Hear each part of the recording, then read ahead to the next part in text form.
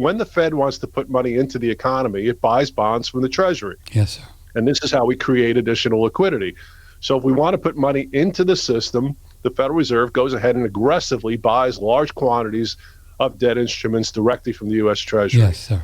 The reverse is supposed to be the process to unwind that.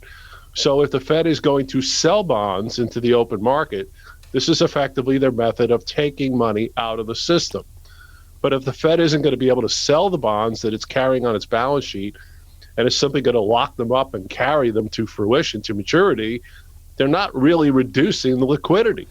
They're not sufficiently dealing with the problem. And you they're said just that, sort of transferring that lowers their credibility, where countries look and at not only that, but it effectively does the opposite of what they intend to do. So when you put money into the system or the Fed buys bonds, it's trying to lower interest rates. When the Fed is selling its debt instruments, it's trying to raise the rates. So it's effectively got a couple of tools to try to fight off economic movement. And right now, the prevailing mentality from the Federal Reserve is the economy is going to be moving forward aggressively and too fast.